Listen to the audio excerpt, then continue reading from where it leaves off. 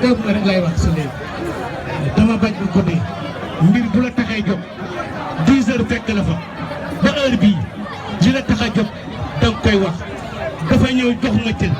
jox ma yëg def ma kilifa du dugg ci dara lu ma yëgu du def dara lu ma yëgu luñ ko boole mu boole ma jël comme bu amee bés ma teew ci sant ko ak gërëm ko di ñaan bés bii yàlla doon ay bési bés te yàlla nañ ko sargale leneen lu darul nii ci kàddu si borom jërë ngeen jëf. jërëjëf asalaamaaleykum mbooloo mi ñun may ñu teew ñu tuuti rek may nañu teew ñu tuuti rek s'il vous plaît ngeen may ñu teew ñu tuuti rek. gars yi supporter dégguñu sax s'il vous plaît rek. s'il vous plaît ñu déglu tuuti rek. continuer duñ déglu. donc ñu ngi leen di nuyu kenn ku nekk ci sa tur ak sant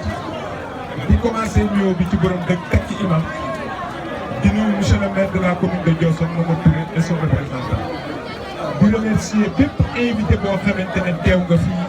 ci mbir mi maa ngi leen di sant di leen gërëm du ma lim ndax su ma limee juum képp ku fi ñëw jàppal ne génn gën a gudd na waaye ma ci laa ñu ko sant naa la gërëm la lii nag tey su amee du man Souleymane Niass mu xeebu mii ndax dama nekk ak ay nit ñu nekk ci benn kuréel bu tuddee ànd defar gox ñu jiital ma ba pare def duñ ma fa katal parce que li ngeen gis ñu def fii lépp luy t-shirt lépp luy organisation sama dërëm dugg ci ñoom ñoo cotisé boole ko def yëkkati jox leen ko kon maa ngi sant mbooleem ku bokk ci ADG di leen sant di leen gërëm di ci teg leneen mooy li tax ma def ko it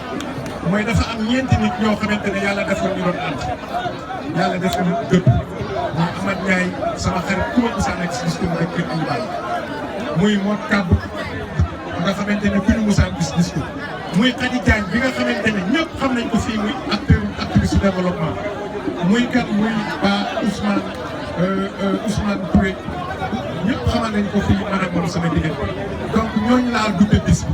bu loolu passé nag nañ xam ne man je suis un acteur de développement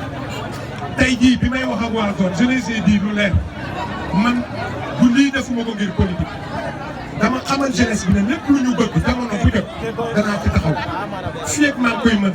ndax am na fu ko wax léegi maa ngi ko commencé ci bëy